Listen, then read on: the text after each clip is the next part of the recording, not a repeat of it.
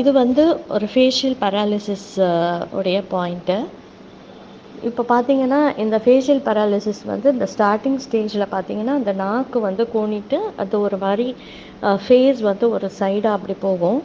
So அந்த மாதிரி சமயத்தில் நம்ம இந்த பெருவிரல் இருக்கு இல்லையா, அந்த பெருவிரல் ரைட் ஆர் லெஃப்ட் எந்த கையில் வேணால் பண்ணலாம். பெருவிரலுடைய லெஃப்ட்டு கையை எடுத்துக்கோங்க. அதில் வந்து கீழே ரிஸ்ட்டு கிட்ட இந்த பாயிண்ட் இருக்குது. இந்த ரிஸ்ட்டுக்கு பக்கத்தில் கொஞ்சம் ரிஸ்ட்டு பக்கத்தில் இருக்கும். அந்த இடத்துல எலும்பு இருக்காது. அந்த ரிஸ்ட்டு எலும்புக்கு முன்னாடியே இருக்கும்.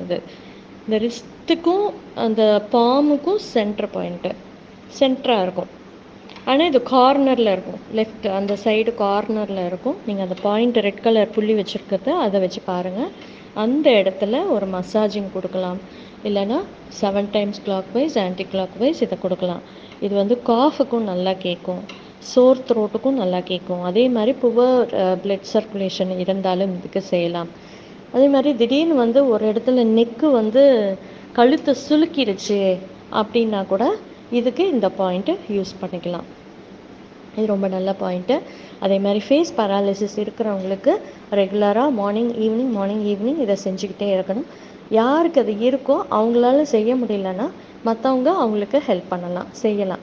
இதை செய்ய ட்ரீட்மெண்ட்டோடு சேர்ந்து இந்த பாயிண்ட்டும் சேர்ந்து அவங்களுக்கு சீக்கிரமாக அவங்கள க்யூர் பண்ண வைக்கும். முக்கியமான விஷயம் ஒன்று சொல்கிறேன். இப்போ நீங்கள் வந்து இந்த பாயிண்ட்டை வந்து கொடுக்கும்போது, நீங்கள் வைக்கும்போது, உங்களுக்கு நீங்களே செய்யும்போது, யாருக்காவது செய்யும்போது உங்களுடைய மொத்த கான்சன்ட்ரேஷன் அதில் இருக்கணும், அந்த பாயிண்டில் இருக்கணும். அப்போ தான் இது உங்களுக்கு பெரிய சக்ஸஸ் கொடுக்கும். அந்த நீங்கள் கான்சென்ட்ரேட் பண்ணி அந்த இடத்துல என்ன நடக்குது அப்படின்னு பார்த்தீங்கன்னா, அப்படி உன்னிப்பாக கவனிச்சிங்கன்னா அந்த இடத்துல வந்து லைட்டாக அதிர்வு இருக்கும்.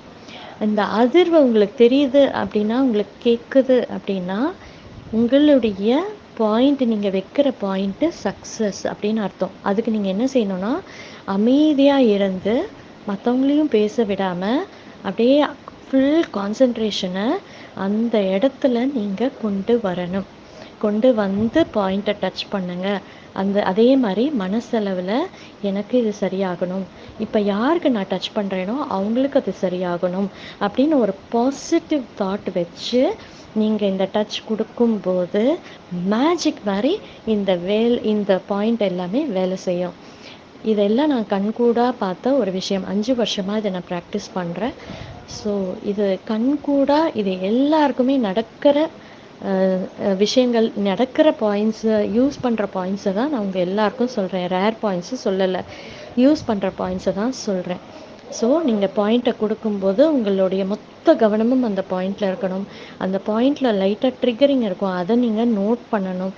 நான் எதுக்காக இந்த பாயிண்ட்டை டச் பண்ணுறேனோ அந்த ப்ராப்ளம் அந்த சம்மந்தப்பட்டவங்களுக்கு சரியாகணும் அப்படின்னு சொல்லிட்டு நீங்கள் பாசிட்டிவான தாட்டோட இந்த பாயிண்ட்டை நீங்கள் கொடுக்கணும்.